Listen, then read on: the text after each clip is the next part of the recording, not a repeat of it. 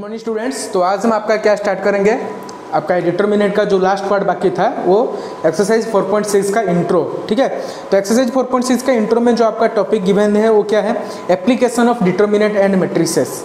क्या है, application of determinant and matrices. जो पिछले पार्ट था आपका, जो एक्सरसाइज 4.5 का जो इंट्रो था, उसमें हम लोग क्या पढ़े थे, what is cofactor, what is minor cofactor, और एक जो इंपॉर्टेंट था वो क्या था आपका, inverse of matrix by using determinant. ठीक है, how to find inverse of matrix by using determinant formula, उसी के बारे में मैं आपको वहाँ पे फॉर्मूला, छोटा सा फॉर्मूला बताया था। ठीक है, तो यहाँ पे जो है आपका क्या है, एप्लीकेशन, उसी का एप्लीकेशन को हमको यहाँ पे पढ़ना है। तो यहाँ आज का टॉपिक आपका क्या रहेगा, application of matrices and determinant.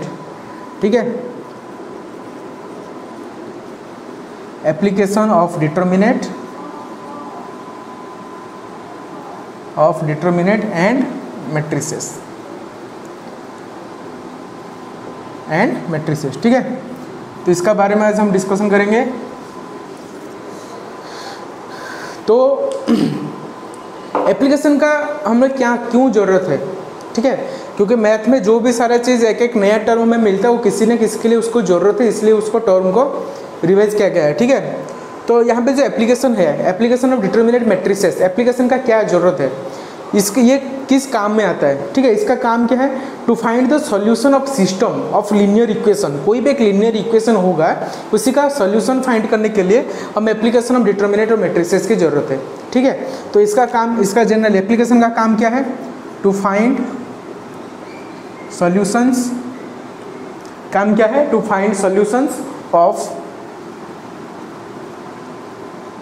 System of linear equations, system of linear equations. To find solutions of system of linear equation find करने के लिए हमें क्या जरूरत है, यहाँ पे application of determinant and matrices. ठीक है, अच्छा, मैं आपको बोला था क्या, दो टाइप्स ऑफ मैट्रिसेस होता है, दो जनरल हम दो टाइप्स ऑफ मैट्रिसेस को यूज करते हैं। क्या है, एक है सिंगुलर मैट्रिसेस, एक क्या है सिंगुलर, दूसरा क्या है नॉन सिंगुलर। मैं ये चीज़ आपको पिछले पार्ट में भी बताया था, एक है सिंगुलर, दूसरा क्या है non singular. What is singular matrices, जिसका determinant value is equal to 0। What is non singular, the determinant value is not equal to 0। ठीक है, ये चीज़ को हम लोग पिछले क्लास में डिस्कशन किए थे। तो उसका जो कॉन्सिस्टेंट सॉल्यूशन होता है, मतलब कॉन्सिस्टेंट सिस्टम ऑफ इक्वेशन जो है, consistent system of equation, consistent system of equation का जो सॉल्यूशन है वो टू टाइप्स ऑफ सॉल्यूशन आता है। ठीक ना, ये जो कॉन्सिस्टेंट सिस्टम ऑफ इक्वेशन जो होगा वो आपको कितने प्रकार का सॉल्यूशन देगा, दो टाइप्स का सॉल्यूशन। एक क्या होगा, एक होगा यूनिक सॉल्यूशन, एक क्या होगा यूनिक सॉल्यूशन, और जो दूसरा सॉल्यूशन वो आपका क्या है, infinitely many solution, infinitely many solutions. हम यहाँ पे जो डिस्कशन करेंगे जनरल यहाँ इसके ऊपर, इन्फिनिटली मैनी सॉल्यूशंस के ऊपर। ठीक है, अच्छा, जो इनकंसिस्टेंट होगा, एक तो कंसिस्टेंट सिस्टम ऑफ इक्वेशन है और दूसरा इक्वेशन जो है वो क्या है, इनकंसिस्टेंट। जो इनकंसिस्टेंट वाला जो होगा उसमें कौन सा सॉल्यूशन आएगा, इनकंसिस्टेंट सिस्टम ऑफ सॉल्यूशन में क्या आएगा, नो सॉल्यूशन, उसमें कोई सॉल्यूशन होगा नहीं। समझ में आया? तो दो टाइप ऑफ इक्वेशन है, एक है consistent system of equation. Consistent system of equation में आपको टू टाइप्स ऑफ सॉल्यूशन मिलेगा, एक है यूनिक सॉल्यूशन, दूसरा है इन्फिनिटली मेनी सॉल्यूशंस। और जो दूसरा जो इनकंसिस्टेंट जो होगा, इनकंसिस्टेंट में आपको सॉल्यूशन जो मिलेगा वो क्या है, नो सॉल्यूशन। इनकंसिस्टेंट में आपको सॉल्यूशन मिलेगा ही नहीं। ठीक है, तो यहाँ पे फिर मैट्रिक्स का क्या जरूरत है, यहाँ पर हम लोग कैसे मैट्रिक्स को लेकर सॉल्व कर सकते हैं मैं आपको बताता हूँ। ठीक है, तो अभी आपको क्या करना है, इसको नोट कर दीजिए कॉपी में। मैं एक क्वेश्चन आपको बताता हूँ, इसको क्या जरूरत है, कैसे मैट्रिक्स को लेके इसको सॉल्व कर सकते हैं। ठीक है, जनरल में हम जो मैट्रिक्स में इसको चीज़ को हम यूज करते हैं, हमको हमारे पास क्या होगा, इक्वेशन होगा। ठीक है, कोई इक्वेशन होगा, कंसिस्टेंट या इनकंसिस्टेंट में तो सॉल्यूशन होगा नहीं, तो कंसिस्टेंट इक्वेशन जो होगा, कंसिस्टेंट इक्वेशन को लेके हमें क्या करना है, मैट्रिक्स या डिटरमिनेंट को उसका एप्लीकेशन यूज़ करना है। ठीक है, तो मान लो हमारे पास कोई तीन इक्वेशन है। पहला इक्वेशन क्या है, a1x plus b1y plus c1z equal to d1। ठीक है, ऐसा इक्वेशन आपको मिलेगा। a2x plus b2y plus c2z equal to d2। Third equation क्या है, a3x plus b3y plus c3z equal to d3। ठीक है। हमारे पास ये 3 इक्वेशन है, इक्वेशन 1, इक्वेशन 2, इक्वेशन 3। ये तीनों इक्वेशन को हम मैट्रिक्स के फॉर्म में कैसे लिखेंगे, ठीक है। ये आपका मैट्रिक्स चैप्टर में भी पढ़ के आए थे, फिर भी बता रहा हूँ। ये जो तीनों इक्वेशन अभी है, ये तीनों इक्वेशन को हम लोग मैट्रिक्स के फॉर्म में कैसे लिखेंगे। ये जो A1 B1 C1 है, यहाँ पे हम कैसे लिख सकते हैं इसको, A1 B1 C1, A2 B2 C2, A3 B3 C3। और यहाँ पे क्या हो जाएगा, सबके साथ क्या है, XYZ है, यहाँ पे क्या लिखेंगे XYZ, ठीक है। इक्वल टू ये वाला कितना हो जाएगा D1 D2 D3, यहाँ पे क्या होगा D1 D2 D3। हमने क्यों इसको कॉलम में लिखा, रो में नहीं लिखा, क्योंकि ये जब मल्टीप्लाई होगा, देखिए ऐसा ही इक्वेशन आ रहा है, A1X B1Y C1Z, A1X B1Y C1Z equal to D1, A2X B2Y C2Z equal to D2, A3X B3Y C3Z equal to D3, ठीक है। तो इसी फॉर्म में अगर लिखेंगे तो ये सॉल्व करने के बाद हमें ये तीनों इक्वेशन भी मिलेगा, ठीक है। इसलिए हम ये तीनों इक्वेशन को हम किस मैट्रिक्स का फॉर्म में इसी तरह आपको यहाँ पे लिख सकते हो। तो इसके बाद ये जो जनरल फॉर्मूला जो हिसाब से हम लोग एक लिख रहे हैं AX इक्वल टू B, तो ये जो मैट्रिक्स को हम लोग क्या ले रहे हैं, X ले रहे हैं, ये मैट्रिक्स को हम क्या ले रहे हैं, X ले रहे हैं, इक्वल टू इसको हम क्या ले रहे हैं, B ले रहे हैं। तो उसी हिसाब से यहाँ पे एक जनरल फॉर्मूला क्या क्रिएट हो रहा है, AX equal to B, AX equal to B, ठीक है। हाँ, जब मैं मैट्रिक्स चैप्टर आपको पढ़ाया था, मैं और एक चीज़ आपको बोला था, जो मैट्रिक्स में 2 टाइप्स ऑफ मल्टीप्लाई होता है, मल्टीप्लिकेशन जो होता है 2 टाइप का मल्टीप्लाई होता है, एक होता है प्री मल्टीप्लाई और एक होता है पोस्ट मल्टीप्लाई। जनरली अगर आप 2 नंबर को मल्टीप्लाई करते हो तो 2 इंटू 3 3 इंटू 2 वो दोनों सेम चीज़ होता है कि नहीं, 2 into 3 equal to 6, 3 into 2 equal to, ये दोनों सेम चीज़ होता है। लेकिन मैट्रिक्स में आप पहले मल्टीप्लाई करो या बाद में मल्टीप्लाई करो, ऐसा नहीं कि कोई डिफरेंस नहीं है, डिफरेंस है। इसीलिए 2 टाइप्स ऑफ मल्टीप्लिकेशन है, एक है प्री मल्टीप्लाई मतलब पहले मल्टीप्लाई करना है, पोस्ट मल्टीप्लाई मतलब बाद में मल्टीप्लाई करना है। ये दोनों चीज़ अलग अलग है, इसलिए उसको दोनों टाइप्स का मल्टीप्लिकेशन के रूल में डिवाइड किया गया है, ठीक है। तो यहाँ पे जो हम लोग यहाँ पे क्या करेंगे, प्री मल्टीप्लाई करेंगे, किसको, A इन्वर्स को,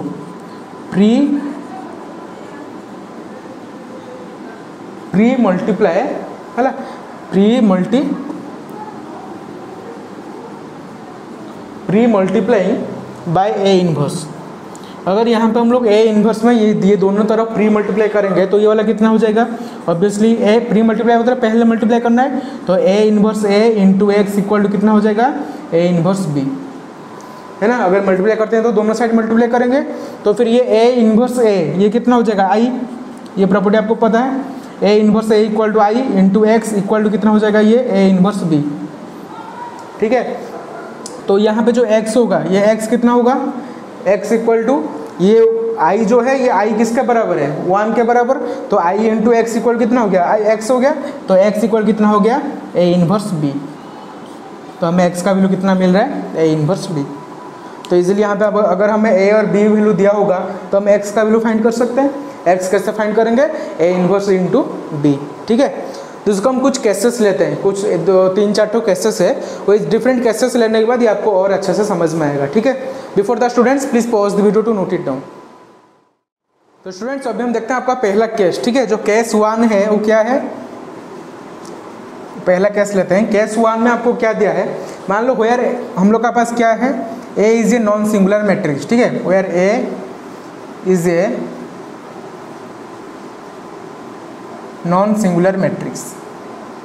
अगर हमारे पास एक नॉन सिंगुलर मैट्रिक्स है तो हमें क्या पता है, नॉन सिंगुलर मैट्रिक्स का मतलब क्या है, determinant of A is not equal to 0, है ना। अगर हमारे पास कोई एक नॉन सिंगुलर मैट्रिक्स है तो नॉन सिंगुलर का मैट्रिक्स का मतलब क्या है, determinant value is not equal to 0। तो फिर हम लोग यहाँ पे सॉल्व कर सकते हैं कि सिंगुलर मैट्रिक्स का है तो डिटर्मिनेंट वैल्यू 0 हो गया, तो फिर हम इन्वर्स कैसे फाइंड करेंगे। इसलिए हम लोग यहाँ पे क्या लिए, एक नॉन सिंगुलर मैट्रिक्स लिए जहाँ जिसका क्या है, determinant value should not be equal to क्या होना चाहिए, 0 होना चाहिए, ठीक है।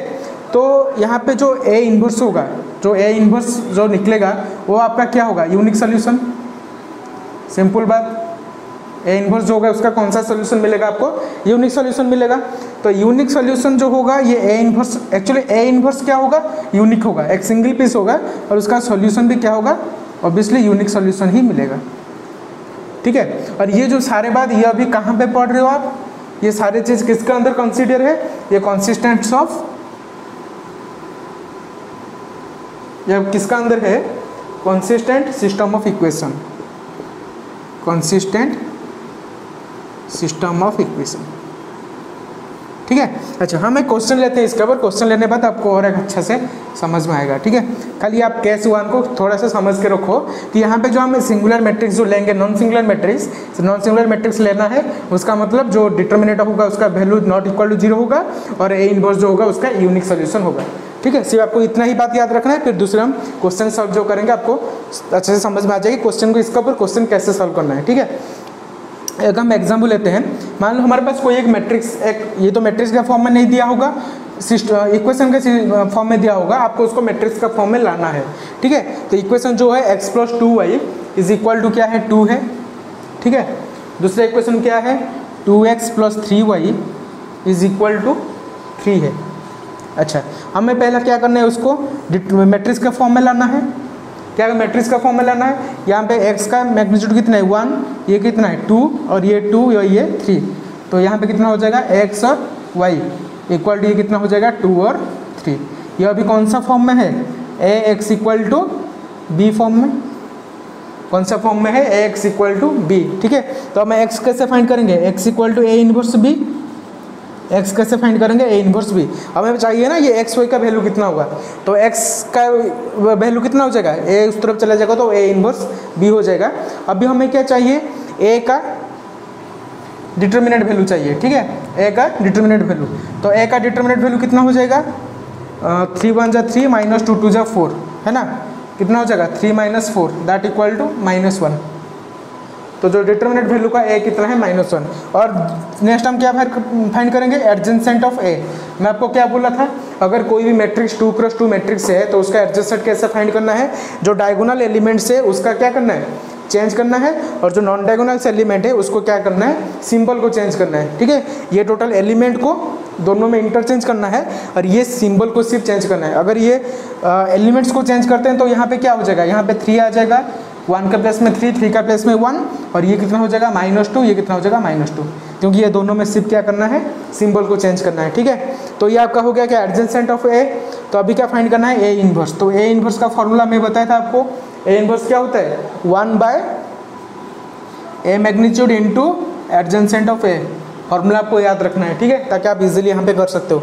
तो 1/मैग्नीट्यूड a कितना हो जाएगा, 1/मैग्नीट्यूड ऑफ a कितना है -1 इंटू एडजेसेंट ऑफ a कितना है 3 - 2 और 1, यही है तो, ठीक है। तो ये फिर अगर हम ये माइनस क्या हो जाएगा 3 - 2 1, तो माइनस मल्टीप्लाई होने से यहाँ पे कितना हो जाएगा -3 2 ये कितना हो जाएगा -1, ठीक है। ये जो आपको फाइंड करें ये क्या है, ये है a inverse equal to a inverse. तो a इनवर्स आपका कितना मिल गया -3 2 और -1, ये आपका क्या हो गया a इनवर्स, ठीक है। तो हमें अभी क्या पता है x = a इनवर्स b, हमें क्या पता है यहाँ पे x = a इनवर्स b, ठीक है। तो x = a इनवर्स b अगर होगा तो फिर हम क्या लिखेंगे यहाँ पे, a इनवर्स का प्लेस में कितना लिखना है -2 3 2 -1, और b का वैल्यू कितना है 2 और 3 है ना। तो x = कितना हो गया 2 और 3, तो यहाँ पे कितना होगा ये 2 और 3, b का वैल्यू कितना है 2 और 3 है, ठीक है। तो यहाँ पे x = और x का प्लेस में हम कितना लिखेंगे, x का प्लेस में कितना है ax = b, ax b का वैल्यू 2 3, a का वैल्यू 1 2 3 4, और वहाँ पे a इनवर्स का वैल्यू हमें डालना है, और ये है x का वैल्यू x और y। उसका मतलब इस इक्वेशन के हिसाब से क्या हो गया इक्वेशन, x y = -3 2 -1 इंटू कितना हो गया ये 2 और 3, समझ में आ रहा है। अच्छा अगर इसको हम सॉल्व करेंगे कितना हो जाएगा, x और y = इसको हम कैसे सॉल्व करते हैं, जैसे हम दोनों को कैसे क्या करते हैं मल्टीप्लाई करते हैं, ठीक है। ये कितना हो जाएगा -3 × 2 -6, तो फिर 2 × 3 कितना हो जाएगा +6, ठीक है। और ये कितना हो जाएगा 2 2 = 4 प्लस कितना हो जाएगा ये 4 -1 × 3 कितना हो जाएगा -3, तो 4 + 3, ठीक है। 2 2 = 4 और 3 1 = -3 ये कितना हो जाएगा +- 4 - 3, ठीक है। तो ये आपका कितना हो जाएगा -6 + 6 0, और 4 - 3 कितना हो जाएगा 1 हो जाएगा। तो x का वैल्यू जो है वो आपका कितना होगा 0, और y का वैल्यू कितना होगा 1 होगा। यूनिक सोल्यूशन, एक सोल्यूशन आ रहा है। देख रहे हो, इसी तरह आप क्या कर सकते हैं, एक्स और वाई का वैल्यू फाइंड कर सकते हो। ठीक है, तो यहाँ पे आपको दो इक्वेशन दिया है, पहले दो इक्वेशन का आपको मैट्रिक्स के फॉर्म में लाना है। मैट्रिक्स फॉर्म लिखने के बाद हमें क्या पता है, ए एक्स इक्वल टू बी और एक्स इक्वल कितना हो जाएगा, ए इनवर्स बी। फिर हमें क्या करना है, ए का डिटर्मिनेंट वैल्यू फाइंड करना है। ए का डिटर्मिनेंट वैल्यू आप यहाँ से फाइंड कर सकते हो, 3 1 3 -2 2 4, 3 -4 कितना आ गया, -1। एडजेसेंट ऑफ ए फाइंड करना है। एडजेसेंट ऑफ ए कैसे फाइंड करते हैं, डायगोनल एलिमेंट को इंटरचेंज करो, नॉन डायगोनल एलिमेंट को सिंबल चेंज करो। ठीक है, तो 3 का प्लेस में 1 जाएगा और ये 2 2 क्या हो जाएगा, -2 सिंबल चेंज करना है। ठीक है, तो अभी ए इनवर्स का वैल्यू हमें पता है 1 determinant of A into adjacent of ए।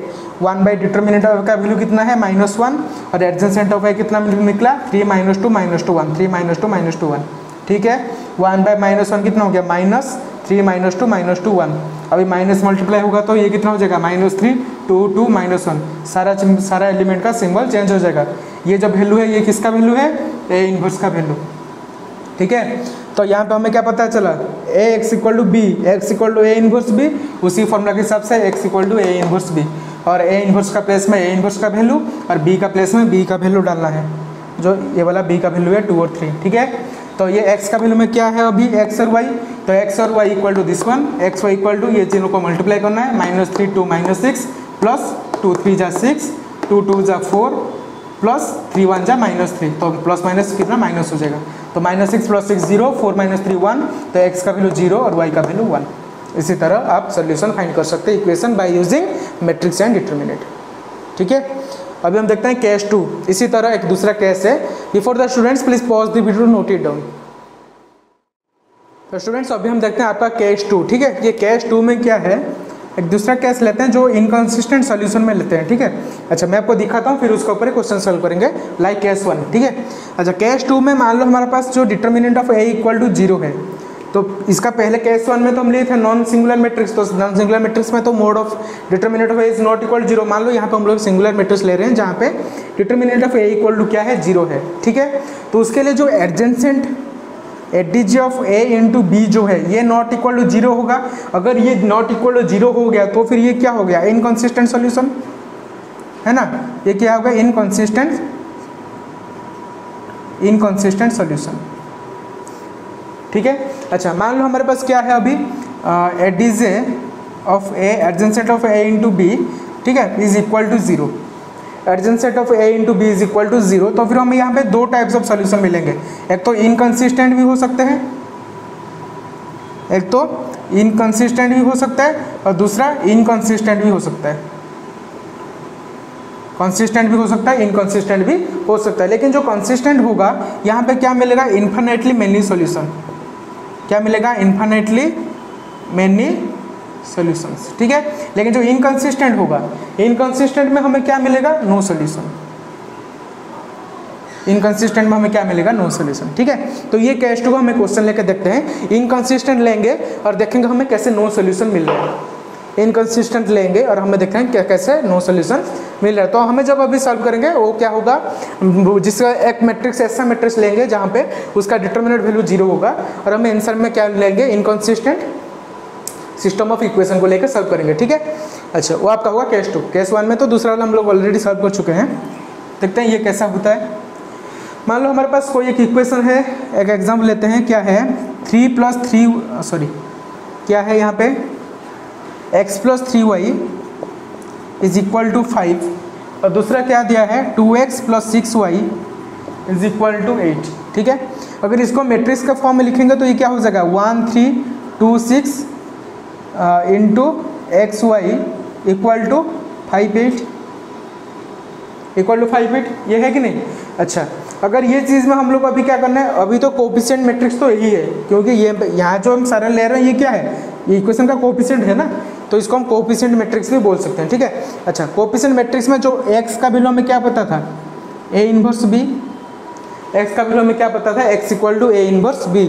तो अगर हम यहाँ पे डिटर्मिनेंट ऑफ A फाइंड करेंगे, डिटर्मिनेंट ऑफ A कितना होगा, 6 1 6 -3 2 6, 6 - 6 इक्वल टू क्या हो जाएगा, 0। Determinant of A equal to 0, इसका मतलब ये जो मैट्रिक्स है ये अभी कौन सा मैट्रिक्स है, सिंगुलर मैट्रिक्स है। ठीक है, इसलिए डिटर्मिनेंट ऑफ A कितना मिल रहा है, 0 मिल रहा है। तो उसी हिसाब से अगर हम यहाँ पे क्या लेंगे, adjacent A D J of A into B, क्या लेना है, adjacent of A into B. अगर हम इसको लेंगे तो ये फिर कितना हो जाएगा, इसको लेने से हम कितना हो जाएगा, मैट्रिक्स हमारे पास ये क्या होगा, एडजेसेंट ऑफ ए कैसे फाइंड कर सकते हैं, ये दोनों का बीच में इंटरचेंज होगा और ये दोनों क्या होगा, सिंबल चेंज होगा, ठीक है। तो ये भी कितना हो जाएगा 6 1 -3 -2 ये है ना, इंटू ये कितना हो जाएगा बी का वैल्यू कितना है 5 और 8 इक्वल टू ये कि अगर हम इसको ये कितना हो गया इक्वल टू एक्स और वाई, ठीक है। नहीं तो हम X and X Y equal to हम ये लिख सकते हैं, इसको यहाँ पे ऐसे ही रहने दीजिए। तो यहाँ पे हम क्या लिखेंगे, एक्स वाई इक्वल टू 6 -3 -2 1 और यहाँ पे 5 और 8 ऐसा हम लिख सकते हैं, ठीक है। अगर हम ये दोनों को सॉल्व करेंगे तो हमें कितना मिलेगा,